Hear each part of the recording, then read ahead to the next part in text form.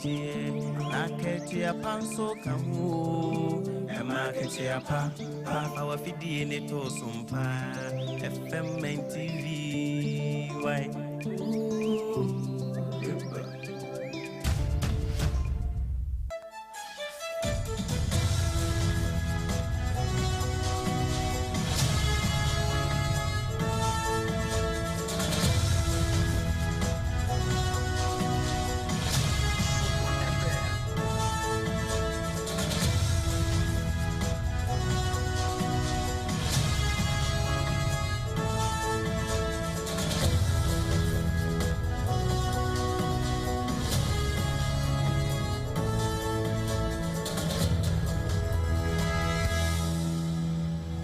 Abo no nsia aha eye SOMPA 106.5 FM Accra.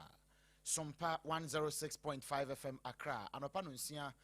na abono. Na no nsia kase ya ye de brewo ekoba jesi sempene mo na kwaje jesi company limited. Nia woton adansie ho ne mapapapa nyina bie wo man Ghana mu.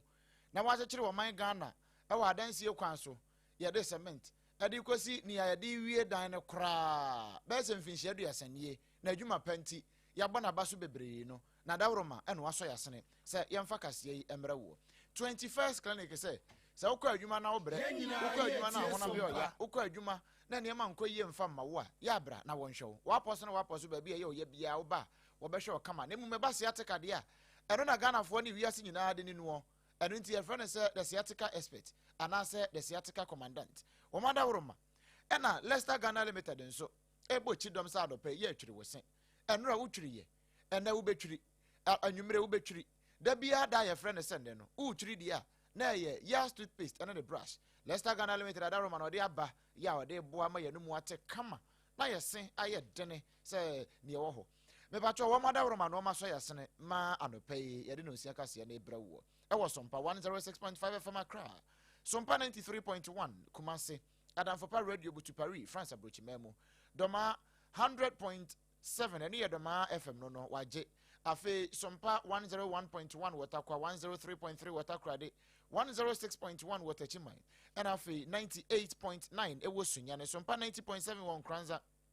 SOMPA 101.3 ewo Doma Kingdom 106.1 ewo Mankasi Mkaneshi Ban Radio fa won Kran Kaneshi ya Facebook no ushia yen wo ho a hwehwe yen wo SOMPA 106.5 FM Accra SOMPA 106.5 FM Accra anase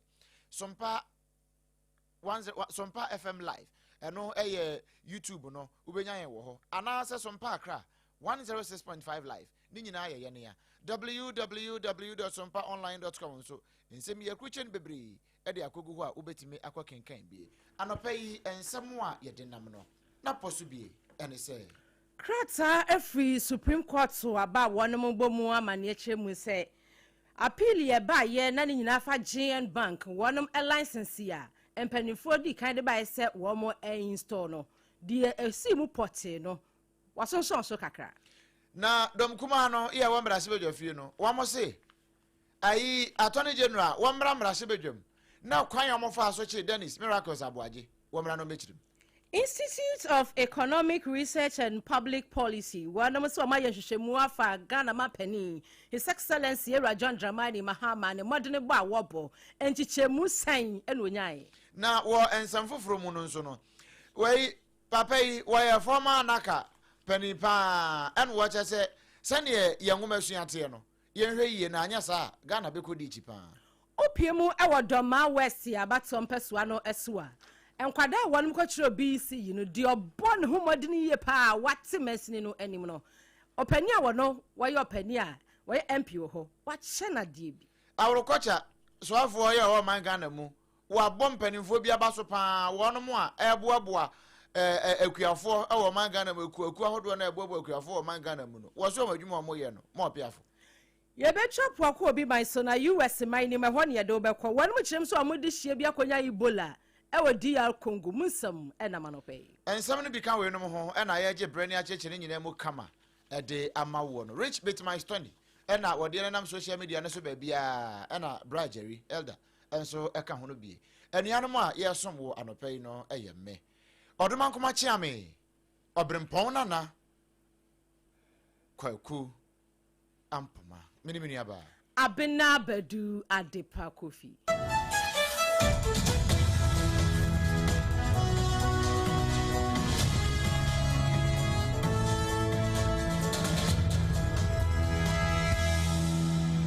Ebusia yada se afe ensamna nchemu ankasa eni Supreme Court de krata ba abamania chemu se court a enu no di kan ye no no eye Court of Appeal ya wonom ebuye na Bank of Ghana enhihye ya wonom ye se wo ma restore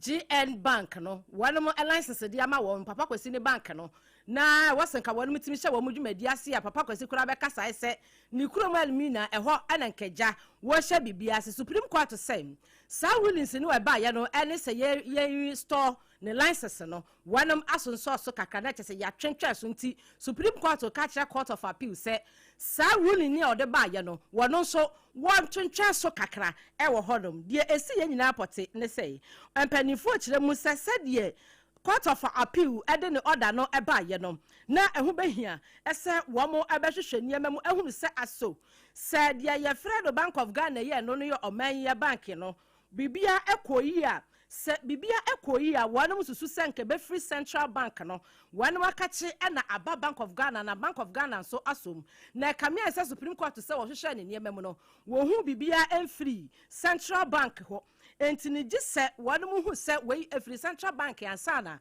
wonom atimi aso ensem ne mu asanso abu abio empanifo se wo mo sanso atena se no mo asini koso na koso a wonom be si ni final no eno na be kire se Court of Appeal one more rulings ya one more edeba ye no eye justify anase demutro do sasa pepepe na wasa one more ye no ana ansan so no mbetena se no one be di kan aye one more ankasa check Supreme Court wasab na mekan na one more ehu say de ekwo de eba no one more etimi eboni ntimprempre no kasa de Supreme Court kire mu say Court of Appeal one more judgment ya one more di kan de ba ye no bibinti one more so kakra na kire say one more holding horn on na boni be kasa hot o ma hot na kakra ya eno so free ho ensem eba ena no pay ya dani atwedi asomo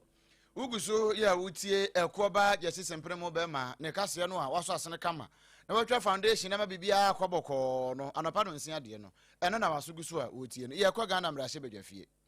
enra ana domkuma no wo mo so de ye na we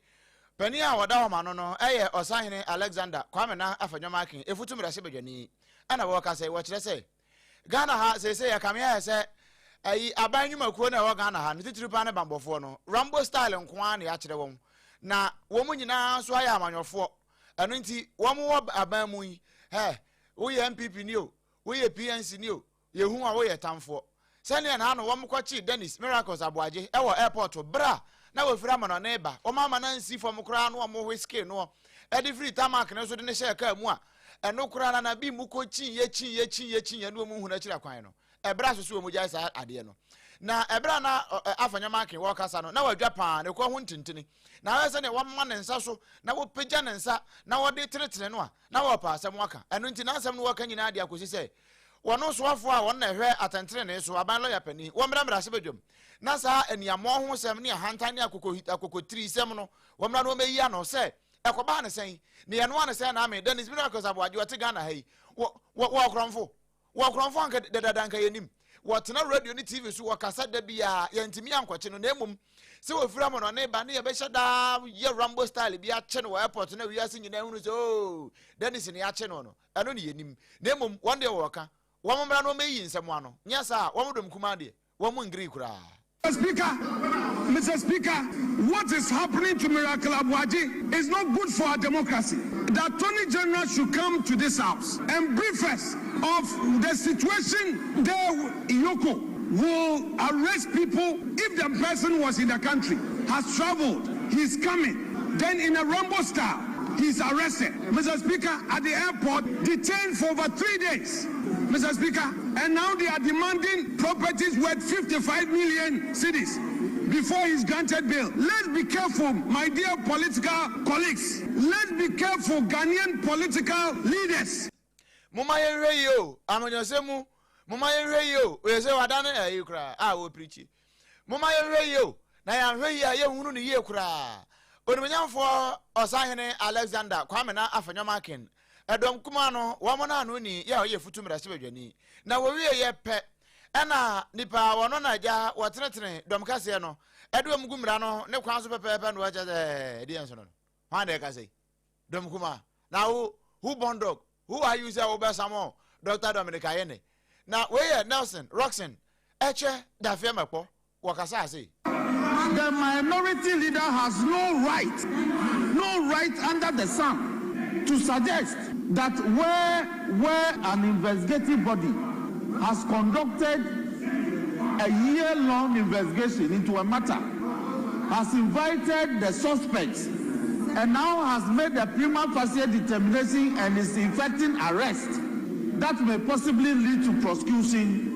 The minority leader is on this floor saying that we should invite the Attorney General to come and respond to what? That we must not demand accountability from public office holders. Is it not the same man who stands on this floor and cautioning us that we as politicians we should be careful and that it is the public servants who do all the things that we get blamed? Oh, there, show. Oh, the firma po eche. Anu waka say. Anu watch say we ya wo there ye ka anka hwan kura na ese nko wo somo Dominic Ayene minority for afanyo we need right left kura we need no abenya right so anu ba be somo the firma po anu ba be somo Attorney General ne okasa ye Nelson Roxen eche the firma po domkase no wo motene ne wono no Ajumekuwa Wanamode Institute of Economic Research and Public Policy. Wamo epenipa ne kasei director Edemekwe Professor Isaac Bwedi. One which so Omaya Shemu afa Ghana your president His Excellency Yera John Dramani Mahama na memua woni ni penifo ebui na ushemua 2025 wa Ghana for Edebaton Eshenesa S1 aso na wanfa Ghana enkwabo hyasa asano so no empanimfo se wanam ahwehwe bibia ye frana tick tank na eno performance tracker ya wanam ede track ye ehu se ne modern bono se uhwemu a se ureti ne 10% ya wetumi abo modern pa enyamu 4.9% na ekyese akoyie eka wine enkonya 50 na bibia ekoso na opani se wohwe se de wanam ye wo hwehwemu efa ya wo mo ahwei se yemfa policy papa ento form na Ghana adehye eniso na emwa eno no wanam hwe ye na ekyese bibia ekoyie eba no energy hu nsem a enyinam ahoden no bibia enenam so kama afei industry na manufacturing no so eno so no wo hwehwe mu no wo so ekoyie na de wanu betumi aka eno no na wo hwehwe mu anasa no ni gina be 0.9% no ye no ni nyina no wo hwe no mkeka bo mo be rate ye no na wohwe mu a asa manufacturing no na ewo fam kakra ni nyina mu no empanifo ereti na wabra Professor Bwedi ene semtrofo hia ye wo hwehwe mu echi no esem odi tu dwa ne bini performance. The team of IRPP scored this administration 4.9% as against 10 for the year under review 2025. We identify 5 key areas that actually brought the number down. One main area happened to be the infrastructure. With the government, we know the government has failed to spend on infrastructure. And spending of this administration, per the figure we gave, capital expenditure stood at 0.9% in 2025. Industry, manufacturing, social delivery, and the governance commitments. 5, and energy. These areas actually brought the number of the max we score to 4.9. By 2 key broad areas. One happened external, and one happened to be for domestic risk. For domestic, the government must watch expenditure. Openi okasa yeyi openi kwanchefo a wobutu Institute of Economic Research and Policy Public Policy ena one nsompa kase etwetwe nkomo Professor Bwedi Isaac wono ena wonmu ye wo hwehwemu ewieye no ofrensem trofo wodi sansemi etuja ade ya na efe pa ne se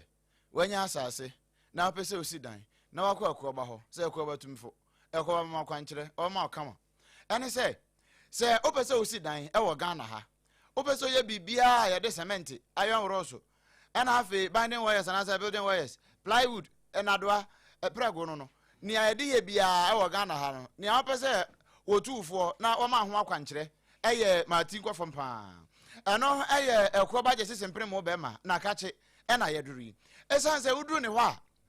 wono no enye ne ne sika na obenya no na nani di akire na emum ade papa wo de be ma no eno no wo pe san say wono no wo suro nyame wo bu nyame na wo fere nyame eno onim se nyankopon so nsi ana mu ye nipa ya wo asase so eno nti wo ba wo hu ni nua ga na ni ana wo hu ni nua nipa wo hu se nyame se so ena wo ahia no no eno nti ne wo so wo ye ma nyame no no aye de ama wo sansa na no kra twro ne kae se mo anya ama mu nua no na mo anya ama mi nti se wa anya ama wa na wa anya ama ewurade enti afutuo ne akwankyere bi esa so wo de ma wo no wo de ma wo na bibia atimi aye boko afi wo to ne ma no nso a ne bo ne da fom no wo san de gukam no de akogya wo free ente se ya anom de no a wo so wo mi de gukam akogya wo free no de abese ne ma ne price no da bi ekoba jesi sempre mo wonte saa emfinhia bese duasani eno wa ye saa adwuma we se nti wo te adwuma na se se gusu na beguo se bode ya wode bo atechire wo man no ama akoye pa eno nti kan ho frɛ numbers itaw na yɛmfa niema nkɔ site ma osisi a 0204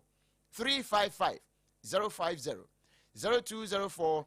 355 050 ena 0244 419393 0244 419393 ekoba jesi sempre mo be ma na kache ena me de akire wo yi na emom wo de no nya esabie na waposo na ye oya wo honam na ye oya nipadua no timi se niema nkoyie wa wo hunu se wo yade nya se wo nte apo wo yade ko 21st clinic na ye nhwo oh ya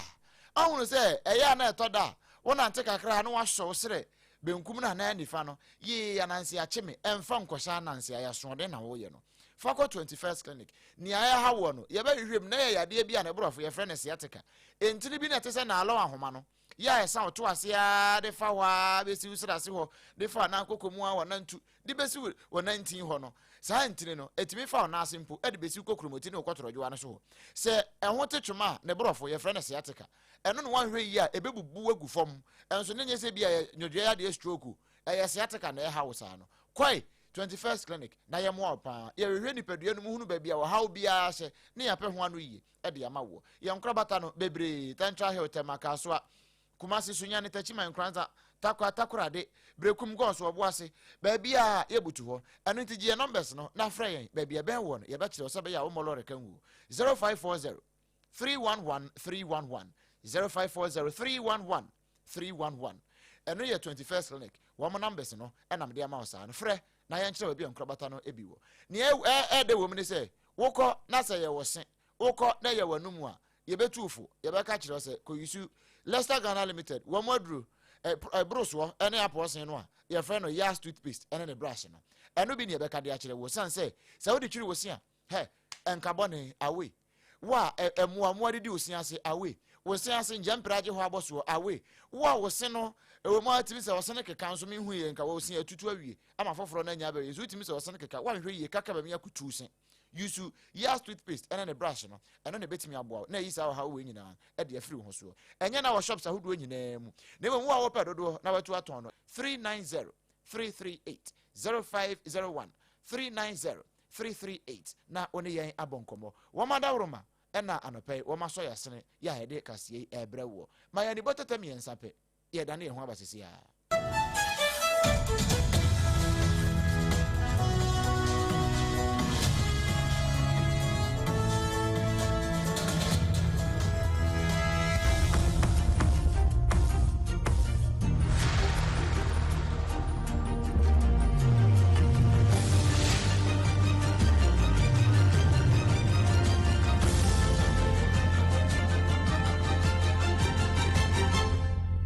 TV Emma Aketiapa. No kwasem Emma Aketiapa. Yede ensam no wuramu ewo enwomesuamu. Former Director General Edema National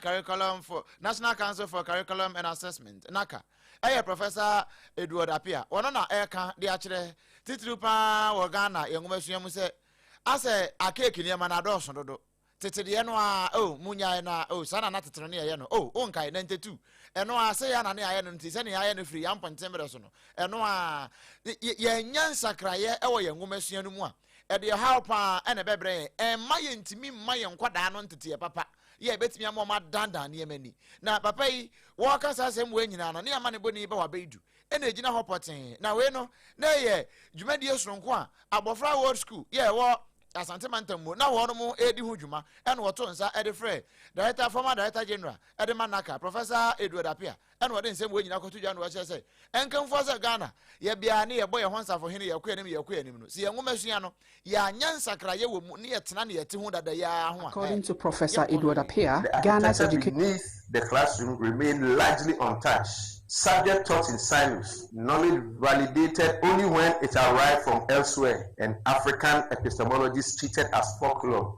rather than scholarship. We inherited a curriculum designed to fragment mathematics here, history there, language somewhere else. Each discipline walled off from the next, and almost all of them walled off from the real lived realities of communities they were meant to serve. We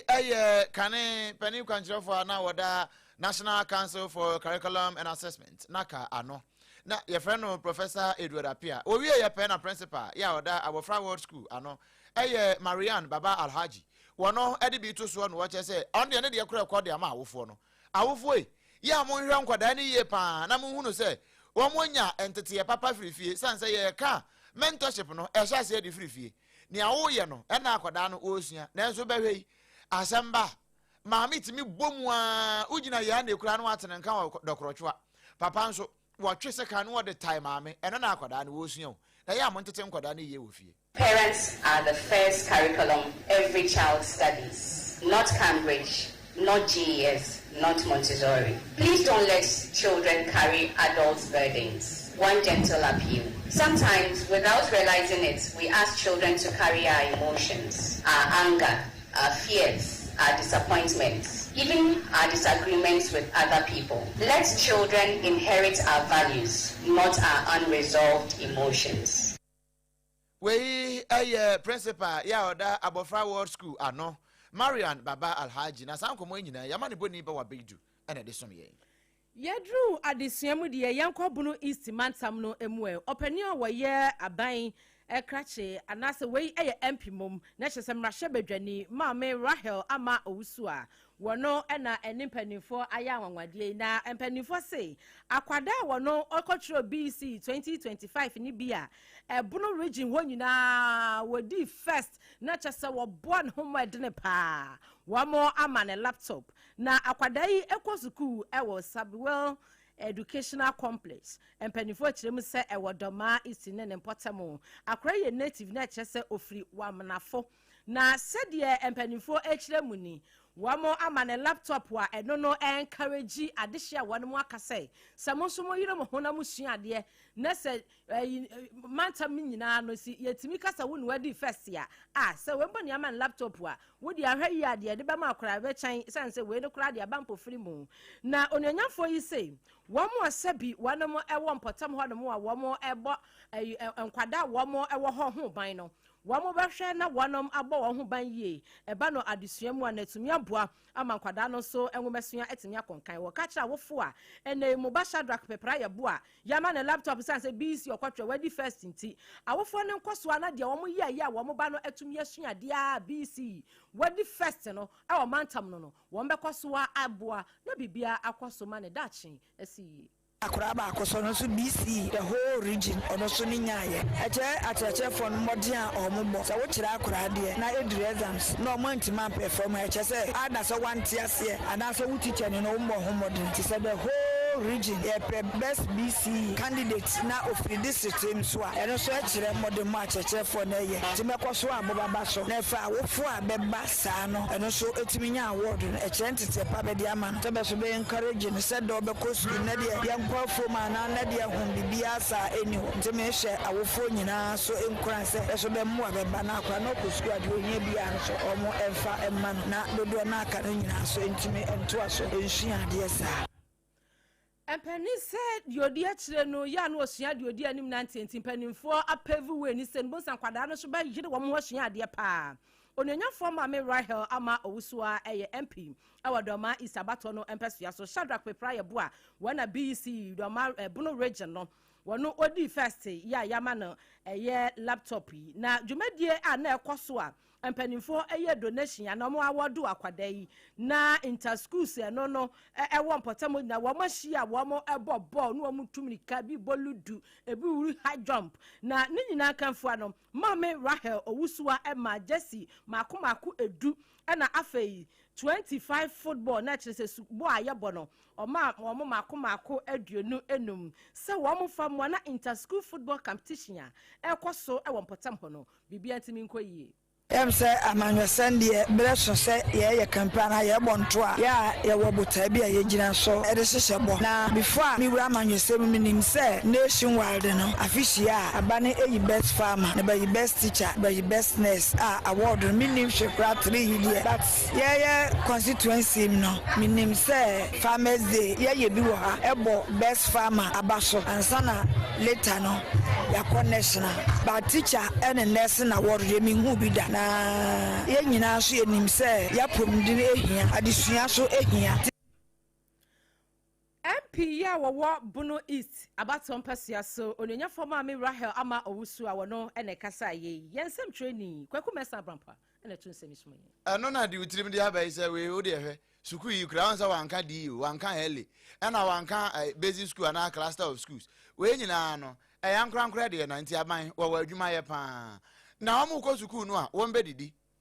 aduane a won bedi no pani a ohwe so e wo man Ghana mu ye rekopoku awrokocha adase kuayo so afo wono na yakasa wo kire se ye wa kuaku awdo bebre e wo man Ghana mu a omo bo akuafo pan o na ni nyina ne se ye baba ye Farmers Day a wo so afo anasa MP e kan ho asemi on se o ka se be best farmer e be yiwe eno no nyam for rekopoku kire se ye wonwuma kuo bi ne akuaku awdo bi a wo ma so ban asene pa titiri ni kuayo ho na se seven predu ase ka se bayifo ba nani nso ade a na wo mpeso mba ya bayifo manti no e so wo da wo mu nyina ase na wo kan ase Minister of Food and Agriculture, no more human yen. One was also boy in T. Omaba say office, no be in Yamai, come. Yaka say commercial see a pintino or and then officially on the round. Now, ye ne any trees, Yakabuma, your project be a friend of Brighton Ghana. Now, Brighton Ghana, no, you won't take and say, Ghana, and for be a beja. So we have 9 age of the Jaya, Sabi a dear Nisha, SSA, and I how. And the Minister of Agriculture, 3 trees, UMB, Yakabu, say per se, your mother, one,